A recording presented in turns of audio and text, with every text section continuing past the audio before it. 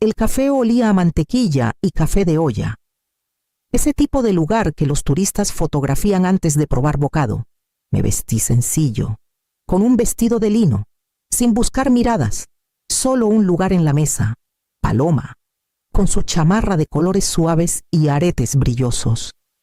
Se inclinó sobre su mimosa y soltó una sonrisita burlona. Qué suerte que te incluimos, aunque no sirvas para nada. Sus palabras cortaron más que los cubiertos puestos entre nosotras. Miré a mi hijo.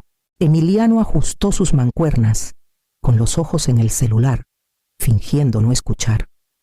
Mi tía removió su té helado, con los labios apretados, y dio un leve asentimiento, como si estuviera de acuerdo. Alrededor, los meseros cargaban platos de huevos benedictinos doblados como si fueran arte, servilletas en forma de cisnes, pero todo lo que yo podía saborear era amargura. Forcé una sonrisa, de esas que duelen detrás de los ojos, y tomé un sorbo de café. Hace mucho aprendí que el silencio mantenía la paz. En nuestra familia, quien se quejaba era demasiado sensible, quien pedía respeto era el problema. Dejé que sus risas pasaran por mí como si no estuviera ahí, aunque cada palabra se clavaba hondo.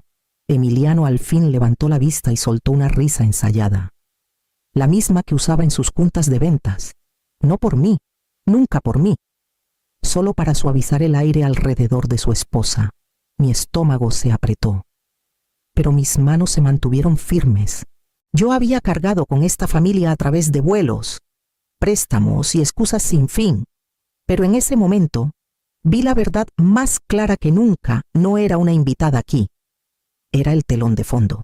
Dejé mi taza y doblé la servilleta despacio, sabiendo ya que no volvería a sentarme en esa mesa sin cambiar todo sobre el papel que jugaba.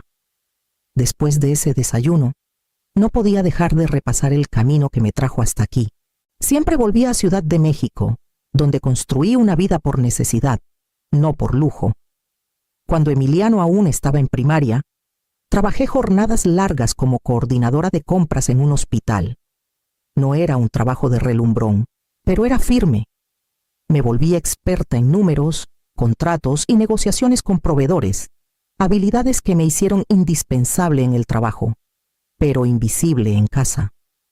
Criarlo sola tras el divorcio significaba no tener margen para errores.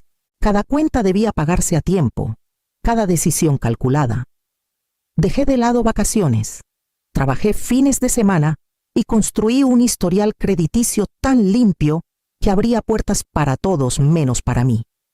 Mis hermanos me buscaban para boletos de avión cuando decían que sus tarjetas no pasaban. Mi tía me hablaba desde Cuernavaca, diciendo que no sabía cómo reservar hoteles, y yo lo resolvía porque era más fácil. Luego vinieron los pedidos de Emiliano. Al principio, cosas pequeñas, el enganche para su primer departamento, una tarjeta de crédito que juró pagar cuando llegara su bono. El bono nunca llegó. Después, cosas más grandes: cubrir depósitos, arreglar sobregiros, ganar tiempo cuando decía que solo necesitaba un empujoncito hasta cerrar su próximo trato. No discutía. Quería que él creyera que podía apoyarse en mí, como yo nunca me apoyé en nadie. Con el tiempo, dejaron de pedir con pena. La suposición ya estaba ahí: si Mariana tiene con qué, Mariana lo hará. Y lo hice una y otra vez, diciéndome que la responsabilidad era mi manera de probar mi valor. En algún momento, la responsabilidad dejó de ser una elección y se volvió una cadena. Y el eslabón más pesado de todos fue la Casa del Lago, una propiedad que todos llamaban nuestra, pero que yo sabía que siempre había sido solo mía para cargar. La casa en el lago de Chapala siempre se mencionaba como el orgullo de la familia, el lugar donde nos reuníamos para parrilladas de verano, fines de semana de pesca y escapadas rápidas en días festivos. La llamaban nuestra cabaña, pero los registros del municipio contaban otra historia.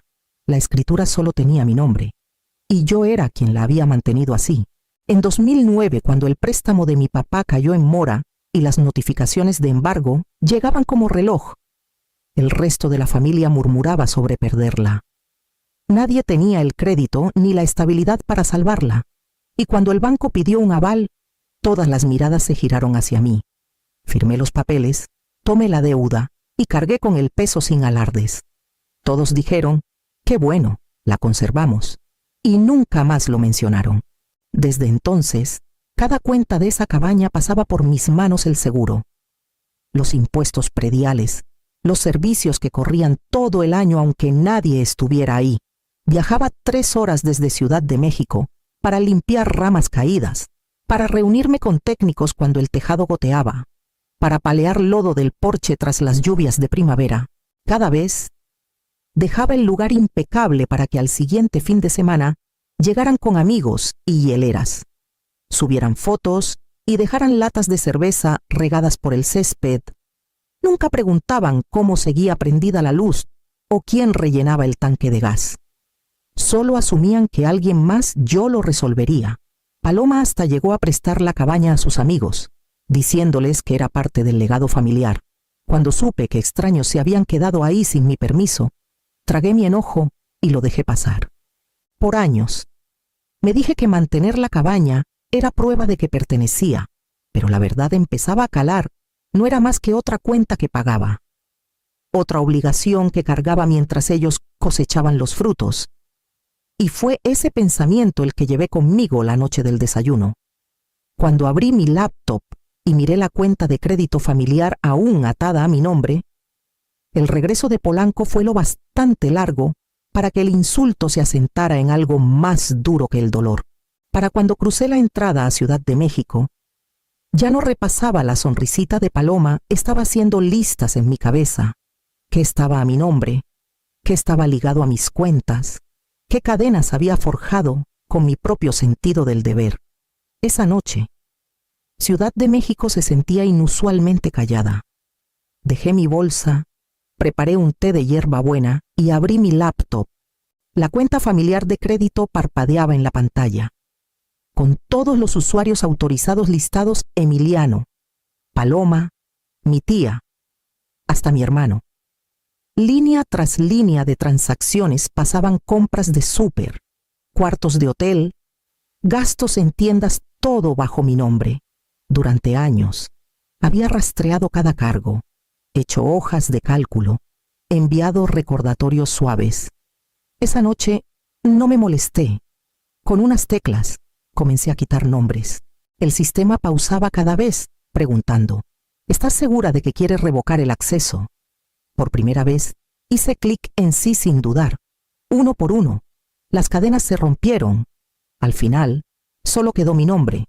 Luego, redacté un correo breve para Javier, el abogado que consulté en Guadalajara cuando el embargo amenazaba la cabaña. Asunto lista ahora. No di detalles, él sabría. Vender la casa ya no era una idea con la que jugaba, era mi estrategia de salida. Por último, abrí un documento en blanco y escribí el nombre de Emiliano.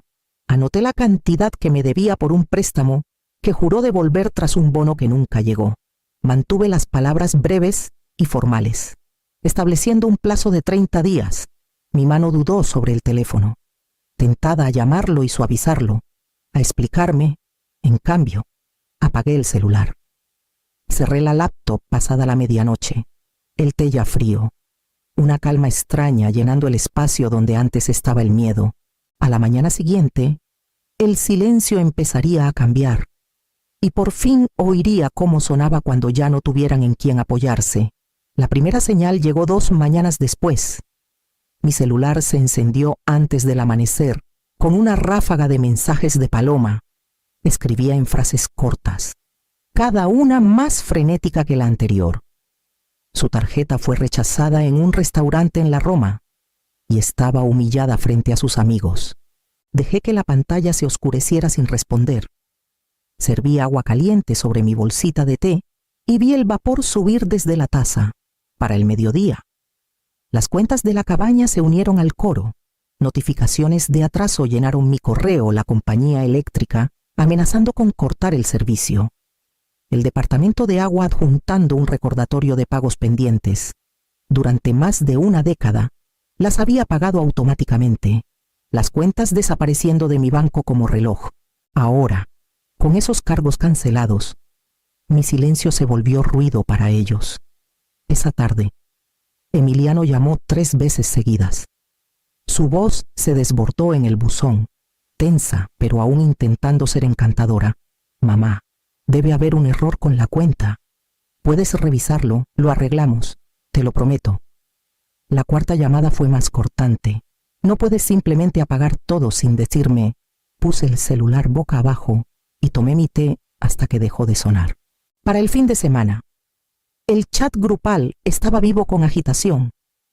Mi tía subió una foto del porche de la cabaña, con el césped hasta las rodillas y la luz apagada. ¿Qué pasa? ¿Alguien olvidó la cuenta? Mi hermano añadió una nota sarcástica sobre cómo poco confiables se habían vuelto las cosas.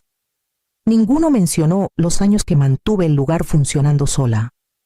Ninguno preguntó si yo estaba bien. Silencié la conversación y salí al balcón. El aire de la noche estaba quieto, con un leve murmullo de tráfico abajo. Pero en mi pecho había una ligereza extraña que no sentía en años. Cada llamada sin contestar, cada mensaje ignorado, era prueba de que por fin había dejado de amortiguarles. Las grietas empezaban a verse, y por primera vez no corrí a sellarlas. Me recargué en el barandal y dejé que el silencio se asentara, sabiendo que era solo el comienzo de lo que vendría. Salí de Ciudad de México antes del amanecer, con las calles aún calladas, el cielo apenas aclarando. El viaje a Chapala siempre había sido familiar. 3 horas de pinos, carreteras sinuosas y el zumbido de mis propios pensamientos. Antes encontraba consuelo en la rutina, sabiendo que iba hacia un lugar lleno de recuerdos familiares, pero esta vez, mientras más me acercaba, más pesado se sentía el silencio. Al llegar al camino de grava, la cabaña lucía como siempre, el porche de madera hundido en partes, las contraventanas pidiendo pintura nueva, la cadena del columpio oxidada por los años. Pero ahora la veía diferente. Esto no era un refugio familiar, era mi responsabilidad sola. Una responsabilidad que habían dado por sentada hasta que dejé de cargarla. Adentro, el polvo cubría los estantes y un leve olor a cedro se aferraba a las paredes. Caminé despacio por cada cuarto, pasando la mano por los muebles que reparé, las tablas del piso que pulí, las cortinas que cambié tras las tormentas. En la pared colgaban fotos. Emiliano de niño con su primer pescado, mis padres sonriendo en el porche, una toma grupal de verano con primos tirados en el césped. Bajé cada marco con cuidado, envolviéndolos en periódico y guardándolos en una caja que traje. No era enojo lo que me guiaba, era claridad. Estos no eran recuerdos que necesitaba dejar colgados para que otros los reclamaran. Tras sellar la caja, me senté en el viejo escritorio de la esquina y abrí mi laptop. Escribí un mensaje breve para Javier, mi abogado en Guadalajara avanza con la venta privada. Sin anuncio público hasta que la escritura esté clara, mi dedo dudó solo un momento antes de enviar. Mientras cargaba la caja en mi coche, una voz llamó desde la cerca. Era Socorro Ramírez, la vecina que había vivido ahí más tiempo que nadie. Se recargó en el poste, mirándome con ojos que sabían. Siempre me pregunté cómo mantenías este lugar andando. Dijo suavemente. Nunca vi a nadie más hacer el trabajo. Sus palabras me tomaron por sorpresa. Simples pero firmes, por años. Me convencí de que nadie notaba. Pero aquí estaba la prueba de que alguien sí. Asentí, agradecida, y cerré la cajuela con un empujón final. 2 días después de volver de la cabaña, llegó un correo de Socorro. Adjuntaba una captura de pantalla, sin explicación, solo la línea. Pensé que debías ver esto. Dudé antes de abrirlo, esperando medio en broma otra notificación de servicios por error.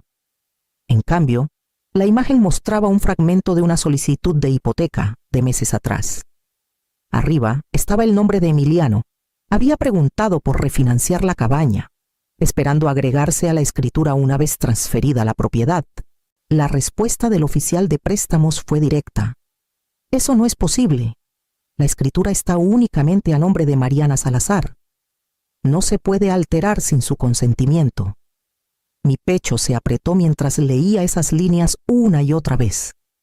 Él sabía, siempre lo supo, que la cabaña era mía, que cada recibo de impuestos y renovación de seguro llevaba solo mi nombre, y aún así dejó que Paloma se burlara en el desayuno.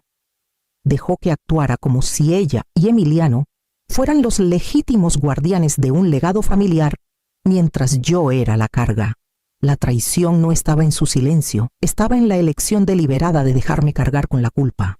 Paloma creía que yo me aferraba a una casa que era de todos. Él pudo haberla corregido con una frase.